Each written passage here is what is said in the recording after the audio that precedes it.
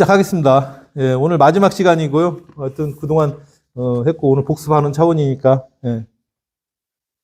그래서 뭐 이런 것들은 제가 다 뭐 필요하신 것들은 그래서 제가 나름 아까도 말씀드린 것처럼 커리큘럼이 제일 중요해요. 이걸 갖다가 이 뼈대를 잘 잡아 놓으시고요.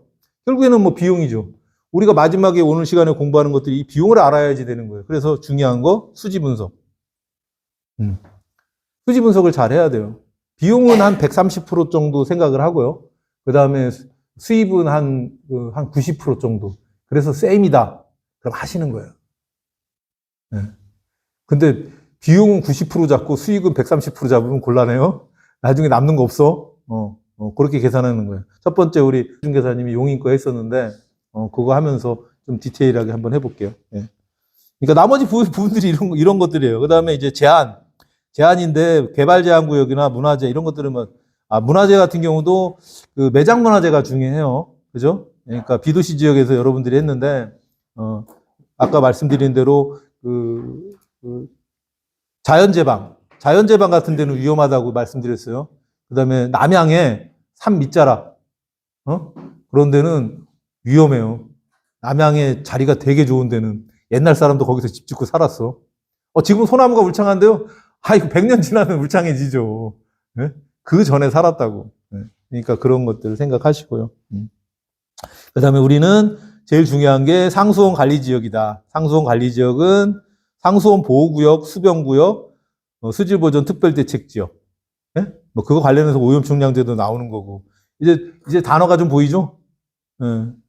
그 다음에 이제 우리가 성장관리계획. 제가 제안으로 이렇게 해놨는데 성장관리계획. 이렇게 보시면 돼요. 이 세 가지. 나머지는 뭐 공장 이런 것들은 뭐 공장 길라잡이라든지 궁금한 것들은 언제든지 단톡에다가 거기다 뭐 좋은 글 이런 거 올리지 마시고요. 그런 것들은 딴 데서 많이 볼 수 있으니까 순수하게 우리 업무하고 관련된 것들 궁금한 것들을 올려주셔서 같이 공부할 수 있게 해주셨으면 좋겠어요. 네? 됐죠? 네. 그 다음에 제가 농지, 산지 이렇게 했는데 산지가 간단한 것 같아도 굉장히 많은 게 그리고 여러분들이 정말 해야 될 게 산지예요. 보존산지 말고, 준보존산지 말고, 보존산지. 아시겠어요? 예. 보존산지, 그 중에서도, 공익용산지. 공익산지는 절대 사람들이 손 안 대거든요. 공익용산지를, 어저께 말씀드린 대로, 산림문화, 휴양에 관한 법률. 그 다음에 농어촌 정비법. 농어촌 정비법이 관광농원 얘기하는 거거든요. 그 다음에 임원 및 산촌 지능 촉진에 관한 법률 이런 것들을 이용해서 접근을 하시라는 거예요.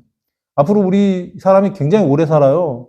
오래 살고 또 그런 휴양림이라든지 그다음에 숲길 체험 뭐 이런 거 있죠. 이런 것들을 많이 하니까 그렇게 접근하시고 대신 이것은 이제 제가 목차를 뒤로 놓은 것은 그만큼 어렵기 때문에 한 거니까 하시고 뭐 농지에서는 뭐 농지 전용 제한 시설 이 농지 전용 제한 시설을 강의하는 사람이 없더라고요. 이거는 뭐 당연하죠. 계획관리 지역이 아니고 생산관리, 보존관리 이런 것들 농림지역, 산환경 보전지역에서만 농지 전용 제한 시설이 있는 거니까 사람들이 잘 모르죠. 그렇게 보시면 됩니다. 농지민원 사례집인데 몇 페이지냐? 150페이지에 뭐냐면 농지를 전용해서 설치한 농어업인 주택을 비농업인에게 매도, 임대 및 상속할 수 있는지. 뭐 결론은 그거예요. 결론은 그거예요. 일단 지능구역. 지능구역에 있는 건 안 된다는 거예요. 150페이지 보시면 있어요. 뭐 내용이 여러 개 나와 있는데 일단 안 돼요. 그리고 지능구역 밖이라고 하더라도 5년 이내에 팔면은 혜택 받은 거 토해내야 된다. 그게 핵심이에요. 그래서 이게 맹점이야. 여러분이 농업진흥구역에 있는 농어업인 주택을 매매를 해요. 중개를 해. 소유권 이전은 돼. 우리가 농지처럼 농지취득 자격증명을 요구하지 않거든요. 여러분이 순수 농지를 소유권 이전할 때는 등기소에서 농지증을 원해요. 첨부가 돼야 되는 서류야. 그죠? 하지만 농어업인 주택, 농업진흥구역에 있는 농어업인 주택을 거래할 때는 등기소에서 농업인 자격을 요구하지 않아요. 그러니까 거래를 해, 일단. 근데 산 사람은 뭐예요? 비농업이냐? 문제가 되는 거예요. 농지 이용 의무 위반이 되는 거예요. 이해 가셨죠? 근데 이제 뭐 농업진흥구역에서 해제됐다. 그럼 문제는 안 되겠죠. 5년이 지나도 마찬가지예요. 5년이 지나도 마찬가지입니다. 그 부분을 150페이지. 제가 나눠드린 농지민원 사례집에 있어요. 제가 그때 바로 못 찾아가지고. 거기 있잖아요. 농지 이용 의무 위반이라고. 일단 토해내야 되겠죠? 감면 받은 거. 감면 지나도 당연하죠.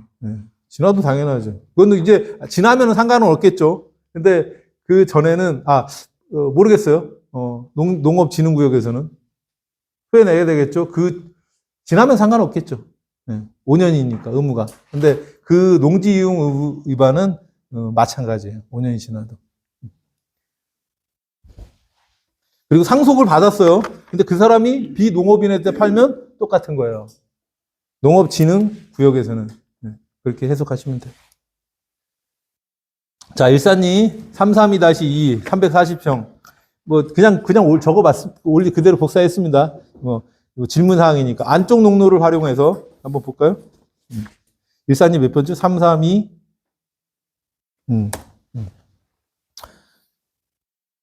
자, 위치를 한번 줄여서 볼게요. 위치를. 여기가 어디냐면, 이번에 이게 그거죠. 맞나요? 맞잖아요. 여기가 이제 제2경부고속도로 이렇게 일로 지나가고, 맞죠? 이렇게 지나가고, 일로 나오는데요. 나와서, 여기서, 이쪽으로 들어가고, 여기로 쭉 나가면은, 거기잖아요. 에버랜드 가는 쪽. 네? 예산님. 잘 모르시겠어요, 위치요? 일산 1위. 말로는 설명 잘 못하겠네요, 여기는. 대충 위치 아시겠죠, 어딘지? 그리고 당연히, 여기서 딱 보니까, 수변구역이겠네요. 그죠? 수변구역. 수변구역 아닙니까? 네, 좋네요. 네, 거기까지는 못 봤는데, 대충 보셨죠? 자, 그리고 이게 용인은 없기 때문에, 경기도 포털로.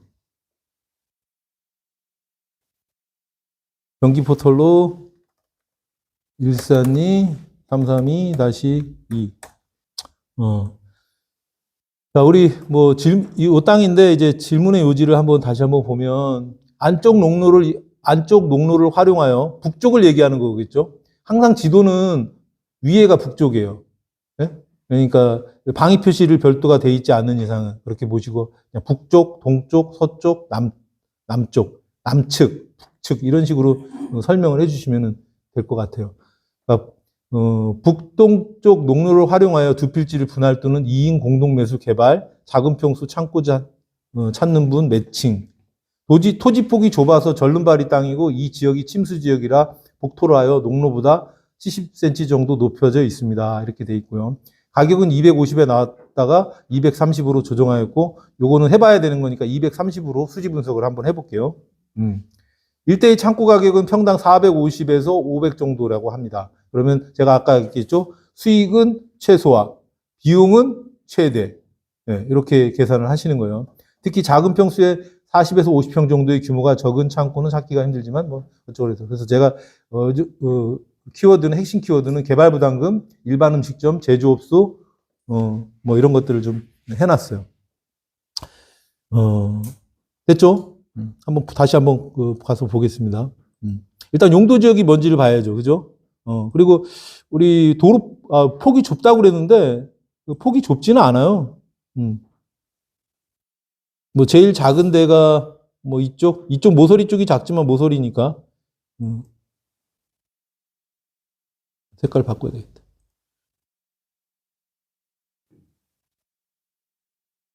몇 미터요? 작지 않은 거죠. 네.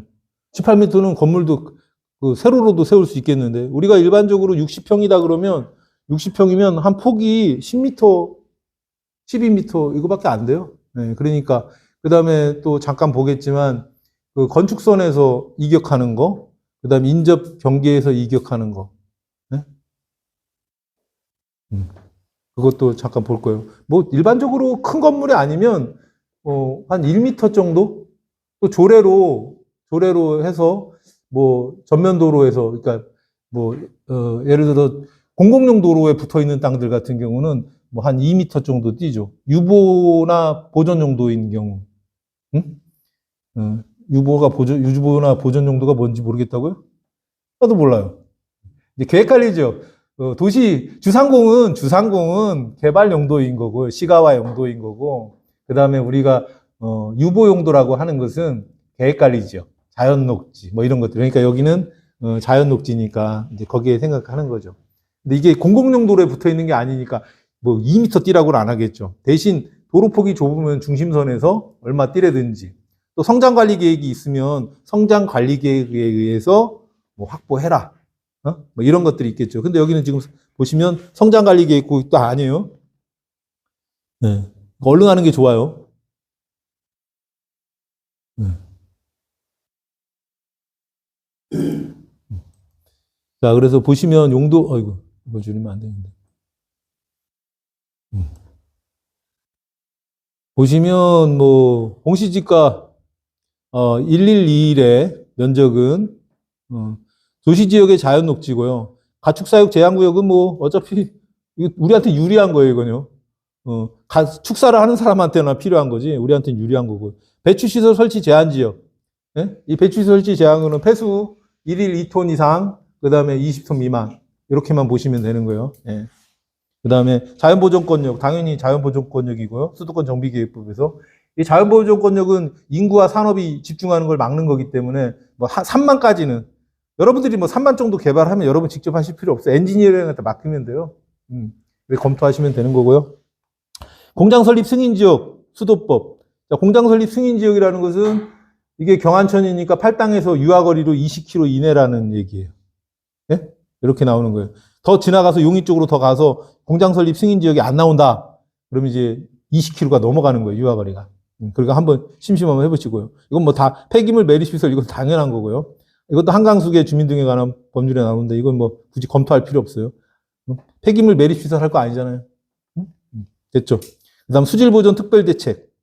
자, 수질보존 특별대책 여기 일권역인가요? 일권역. 그러면은 일권역이고 오염총량제를 하니까 상관없어요. 용인도 오염총량제 할 겁니다. 한번 확인해 보시죠. 네. 오염총량제를 안 하면 그때 말한 것처럼 별표 3에 입지, 필지 제한이 있겠죠. 네. 그렇게 보시면 돼요. 그래서 이거 같은 경우는 이제 도면을 한번 볼까요?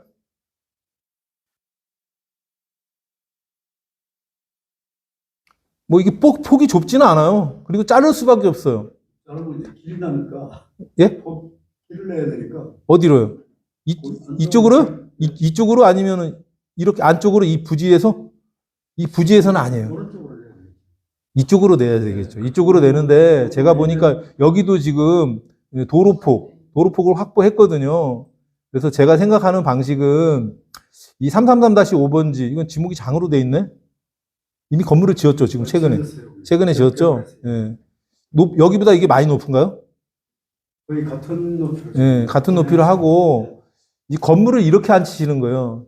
저는 이제 제가 숙제도 내드렸지만 건물을 안 칠 때 어떤 식으로 자를까요? 당연히 이렇게 자르는 사람은 없겠죠. 그죠? 이렇게 자르죠. 이렇게 잘라서 제 생각에는 건물을 여기에다 짓고, 예? 이쪽에다 짓는 거예요. 그래서 여기를 또, 같이 통행을 같이 할 수 있게끔 이렇게 하든지 아니면 이렇게 자른 다음에 건물을 여기서 짓고 이쪽으로 들어오고 또 이쪽에다 건물을 안 치고. 제가 의문은 예. 그 농로가 한 2m 조금 넘거든요. 예.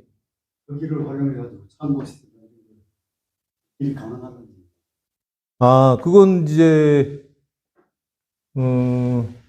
창고? 한 3m 나와야 되니까. 여기서는 굳이 뭐 창고까지 할 필요는 없죠. 그냥 홈에 좀 지으시면 되고. 주변에 전부 창고고. 오른쪽은 예. 농로니까. 예. 근데 이제 창고하고 제가 이제 소매점, 우리 그 커리큘럼이 있는데 창고하고 소매점의 차이는 면적 차이 말고요. 소매점도 300평까지 지을 수가 있어요. 왜냐하면 일종은생 소매가 제한이 거기 보시면 1000제곱미터라고 돼 있잖아요. 300평. 300평짜리 창고하고 200평짜리 아니 300평짜리 소매점하고 200평짜리 창고하고 어떤 차이가 있을까요? 똑같은가요? 예. 240평 넘어가면 스프링클러 시설 하셔야 될 거예요, 아마요. 창고도 그렇고 소매점도 그렇고. 어떤 차이가 있어요? 뭐는 창고고 뭐는 소매점일까요? 응? 제가 확인한 바로는 차이점은 딱 하나밖에 없어요. 면적 차이 말고 구조 차이도 없어요. 그렇게 지으면 되지, 소매점도. 창고도 마찬가지고. 요즘은 네, 말씀. 아니요. 소매점에 화장실은 없으면 어떡해요. 큰일 나지. 네.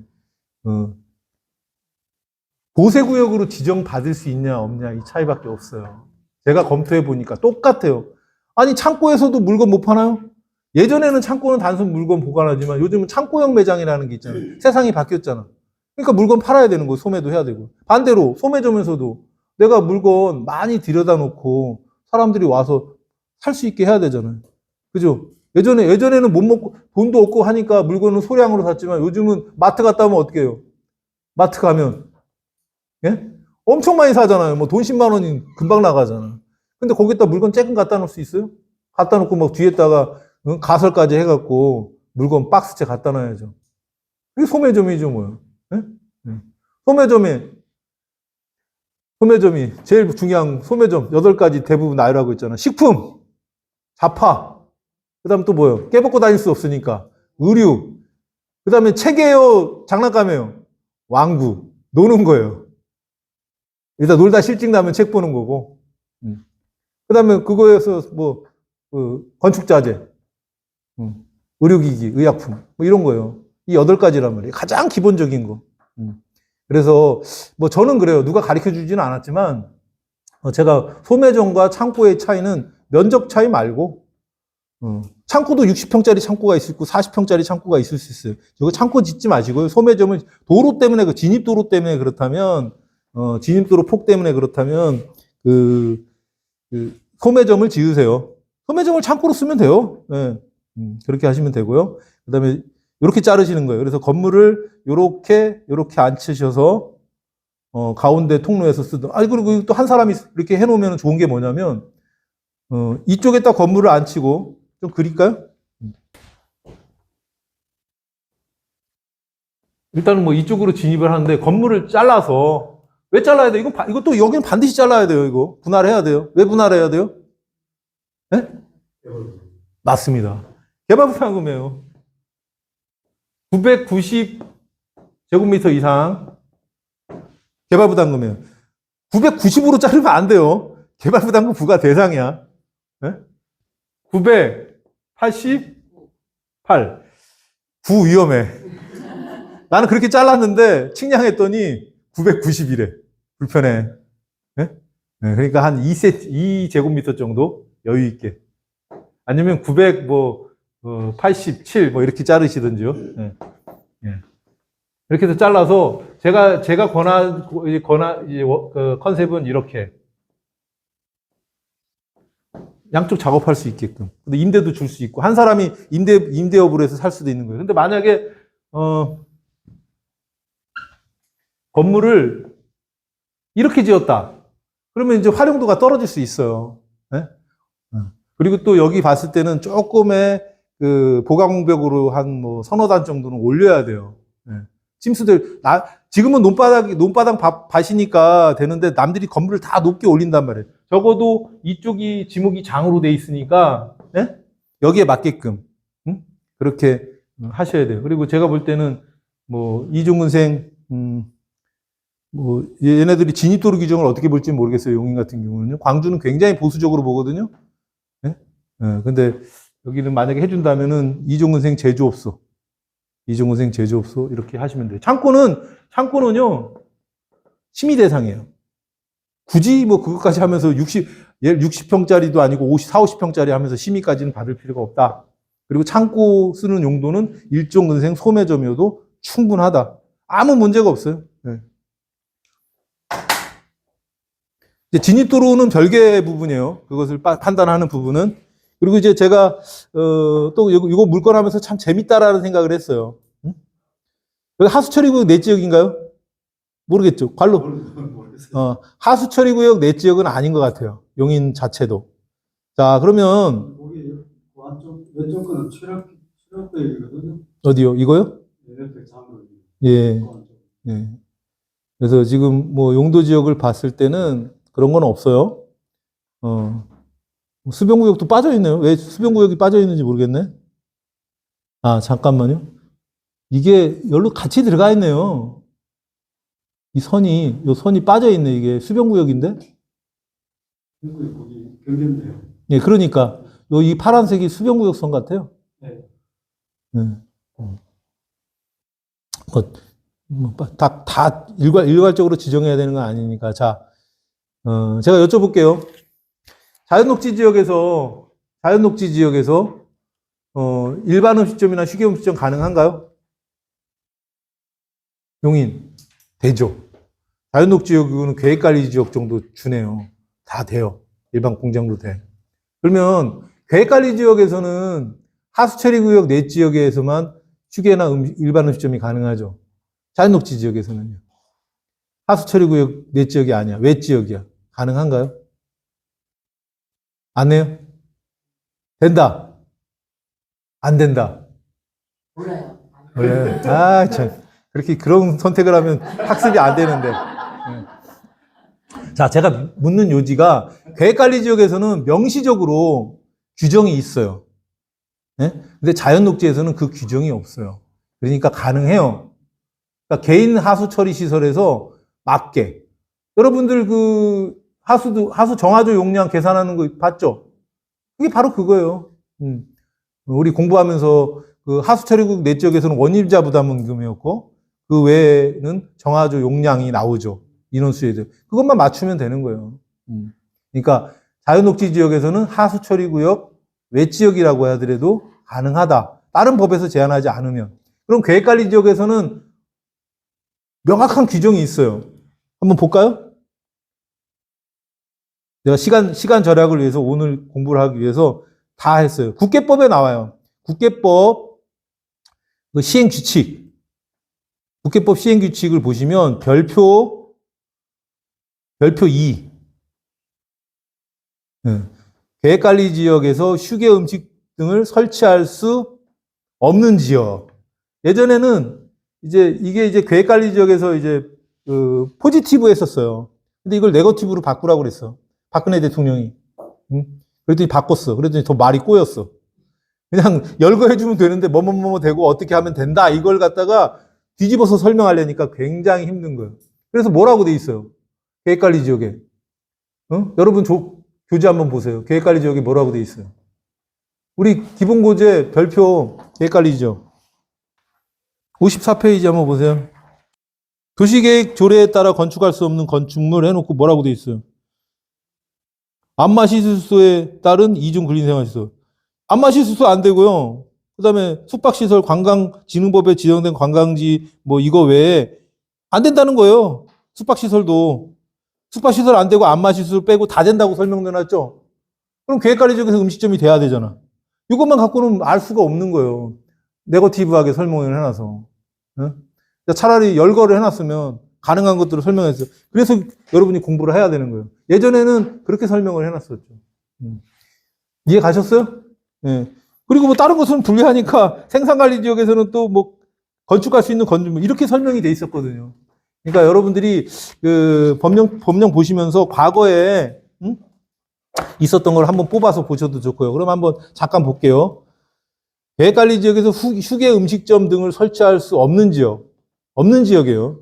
휴게 음식점 등이라고 하는 것은 휴게 음식점, 일반 음식점, 숙박시설 이 세 가지를 얘기하는 거예요. 어차피 광주는 안 돼. 계획관리 지역에서. 여주는 돼. 여주 돼요. 이천도 돼요. 네. 자체적으로 돼. 자, 그래서 계획관리 지역에서 휴게 음식점을 할 수 없는 지역은 이렇게요. 다음 각 호의 어느 하나에 해당하는 지역. 안 된다는 거죠. 안 돼. 안 되는 거죠? 예, 안 되는 거예요. 그래서 1호부터 쭉 8호까지 안 되는 거야. 예? 안 되는 겁니다. 안 되는 건데, 자, 안 되는 거 하나만 볼까요? 저수를 광역상수원으로 이용하는 댐의 계획 홍수 이선으로부터 1km에 있는 집수구역. 내가 집수구역에 대한 정의는 했죠. 능선으로 둘러싸인 것을 얘기하는 거예요. 그 다음에 저수를 광역상수원으로 이용하는 댐의 계획 홍수위로부터 수계상 상류 방향으로 유하거리가 20km인 하천의 양안. 이게 뭐예요? 수변구역. 응. 맞죠? 중 해당 하천의 경계로부터 1km에 있는 집수구역. 그게 수변구역이지 뭐예요? 광주. 네? 근데 이렇게 막 해서 안 돼. 이제 쭉 보겠지만 안 되는데 뭐라고 돼 있어요? 다만 하수도법에 따른 공공하수처리 시설이 설치 운영될 경우는 된다. 이게 뭐예요? 하수처리구역. 그래서 중요한 거예요. 그러니까 여기에 조건에 걸면은 안 되는 거야. 계획관리 지역에서 안 되는 거죠. 응? 그럼 반대로 얘기하면 하수처리구역이 우리 모 중개사님이 인상 써서 이게 몇 번 토하면요 법령이 확 와닿아요. 처음에는 안 돼. 응? 자, 그럼 이거 설명하면 안 되는 더 어려운데. 계획관리 지역이야. 근데 하수처리구역 내 지역이 아니야. 외 지역이야. 음식점이 안 되는 거 아니에요. 여기 8개에 해당이 안 되면 되는 거야. 그러니까 결국에는 뭐예요? 물 때문에. 근데 광주는 유하거리 20km에 뭐 양안 1km에 그 밖에서 음식점 하면 뭐 할 건데. 차라리 시내에서 하지. 응? 뷰가 나와야 될 거 아니에요. 그리고 내가 음식점하고 휴게 음식점, 일반 음식점, 뭐 일반인은 뭐라고 여러분 알잖아. 커피 팔고 음료, 술 팔고의 차이인데 뷰가 나오는 데서 해야죠. 일산리. 되셨죠? 이거는 여러분들이 기억했다가 쭉 보시고 난 도대체 읽어도 이해가 안 간다. 에? 그러면 전화 주세요. 제가 방문해서 설명드릴 테니까. 대신 뽑아놓고 2장 뽑아놓고 계세요. 알았죠? 예, 이런 게 있다. 다 설명했잖아. 집수구역, 유하거리 어쩌고저쩌고. 호소들은 준하는 수역의 중심선을 따라 물이 흘러가는 방향으로 잰 거리 다 나와 있어요. 예. 자, 불편하지만 다시 일로 와서 자 그렇게 하시면 되고 자 자연녹지죠. 여기가 내 지역이든 아니든 간에 수변구역이 아니니까 가능하다는 거예요. 음식점이. 응? 그리고 여기들이 막 이렇게 해놓고 그것까지 생각하는 거예요. 요즘 뭐 제가 요즘은 좀 뜸하긴 한데 예전에 뭐냐면 그런 뭐 일반 백반집 주변에 공장들이 많아. 맨날 배달만 시켜 먹는단 말이에요. 그럼 어떻게 돼요? 이런 데서 딱 음식점 하나 하는 거야. 한바식당 같은 개념이지. 공장 사람들 먹고. 아니 뭐 공장 직원 한 뭐 대여섯 명 되는데 식당 아주머니 두고 밥할 수는 없잖아요. 그죠? 그럼 여기서 내가 밥을 해갖고 셀프. 응? 물론 음식 잘해야 돼요. 그러면 좋잖아. 넓은데 뭐. 40평이면 뭐 그냥 하지. 여러분들이 딱 일반 음식점이잖아. 한식이잖아요. 하수 원인자 부담금 안 나오게 딱 면적해서 하시면 돼요. 그래서 제일 중요한 게 건축 계획인데 저는 저렇게 만약에 한다면은 뭐 저쪽에 대한 수요는 정확히 몰라요. 네, 그렇게 계산을 한번 해보겠어요. 자, 그러면 이제 전체를 하나로 개발하든 뭐 나눠서 개발하든 맞는 거니까 일단 우리가 제일 먼저 들어갈 것은 땅이 340평. 계산기. 핸드폰 있죠, 핸드폰. 지금 수지 분석하는 거예요. 네. 자, 수지인데 아까 매출은 얘기하셨잖아요. 그죠? 400 얼마? 네. 아까 이게 340평이죠. 340평 곱하기 얼마? 400. 13억 6천. 13억 6천. 예, 적어 놓으셨죠? 예. 매출이 이거 팔리면 13억 6천이에요. 그리고 중개부서 얼마 줘요? 얼마 줄까요? 5천. 5천 준대. 예, 그럼 모든 사람이 이것만 팔겠죠. 예? 아니, 뭐, 내가 주겠다는데, 나는 절대 안 받겠는데, 소유주가 던지고 간 거야. 이것도 문제 삼으면은, 이거는 헌법 소원해야 돼요. 예? 공인중개사법에서 과다수수료? 나는 안 받겠다는데 이 사람이 던지고 갔대. 어떻게 할 거야? 응? 그거 안 받으면 내가 볼 땐 이것은 결국에는 과다수수료 부분은 민원하고 의뢰인하고 분쟁이 있는 경우죠. 그것을 법으로 강행 규정으로 만들어 놓은 거지만, 그 사람이 수수료 10,000원짜리 찾아갖고, 50,000원짜리 찾아갖고 던지고 간 거 나보고 어떻게 하라고. 주소 갖고 뛰어가? 그건 아니죠. 자, 이렇게 되는 거예요. 자, 13억 6천인데, 입금가 13억. 좋죠? 예? 됐어요? 자, 340평에 땅값 얼마요? 230만원? 예, 230. 그럼 얼마요? 7억 8천. 8억.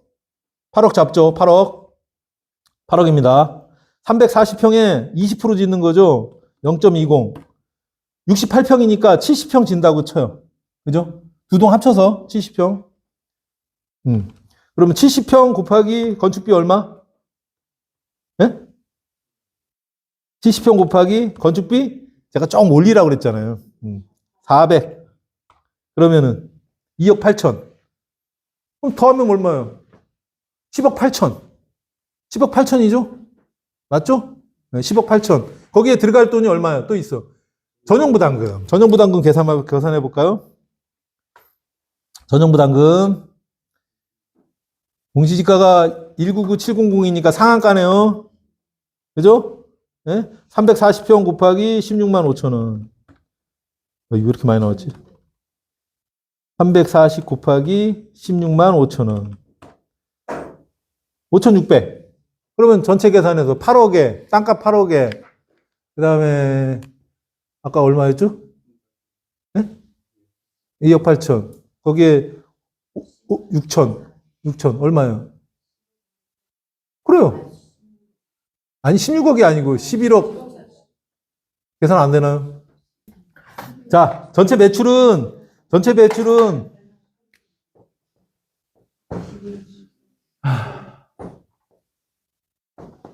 13억. 그죠? 네, 땅값은 얼마? 아까 여유있게 8억. 복비도 줘야 될 거 아니에요. 그죠? 네, 그 다음에 전용부담금이 얼마? 5,600. 이건 뭐 과다 계산 안 해도 되죠. 그 다음에 아까 건축비가 2억 8천? 네, 2억 8천. 그리고 뭐 또 부대 비용 들어가는 게, 뭐 인허가 비용 정도? 뭐 등기 비용. 그거 해서 한 뭐 2천만 원 정도 잡죠. 그럼 더해보면 얼마죠? 네? 네. 그래요. 1억 5천 남잖아요. 하세요? 세금 어떻게 하냐고? 남으니까 세금 내겠죠. 네. 1억 5천인데 세금 반절 내도, 여러분들 1년 연봉 나오지 않습니까? 그리고 저걸 할 때는 어떻게 하면 땅 살 때 대출을 조금 받고요. 그 다음 허가 받아서 대출을 받고요. 그리고 잔금을 치르고. 그 다음에 이제 뭐 저런 것들을 좀 은행이 요즘 모르겠어요. 신협에서 해줄지는 신협이나 이런 데로 저런 것들을 이제 신탁하는 거예요. 신탁. 건축비까지. 그리고 아까 제가 얘기할 때 비용을 여유 있게 계산했어요. 그 다음에 매출은 400으로 계산했거든요. 거기에 5천만 원 작업비까지 다 포함해서 이렇게 축 주고 남는 거예요. 네. 영수증 받으면 되죠, 뭐. 네? 네, 알겠습니다. 네. 하세요. 네, 하시면 돼요. 됐죠? 이사님 거 궁금하신 거. 네? 반으로 쪼개나. 지을 때는 한꺼번에 지어야죠. 네? 저걸 반 쪼개시면 돼요. 근데 쪼개잖아요. 그럼 후회해. 그때 내가 다 할 건데 괜히 쪼개가지고. 이렇게 된다니까요. 그러니까 다 하시라고요. 일단 전체로 다 계산해 드린 거고 반 쪼개면 되는 거죠. 전용부담금 쪼개면 되는 거죠.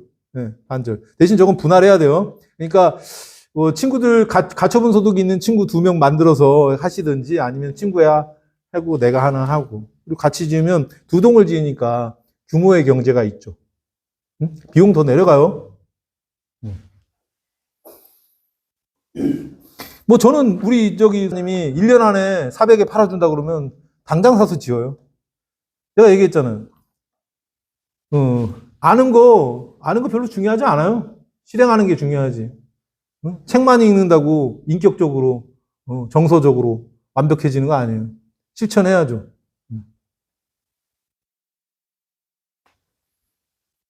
됐죠? 이거 계산기 계속 써야 될까나? 재밌어요? 이해 가셨어요? 네. 네. 그리고 이사님 거는 뭐 됐죠? 예. 이거면 됐죠, 뭐. 예. 좀 쉬어야 되겠네요. 쉬었다가 또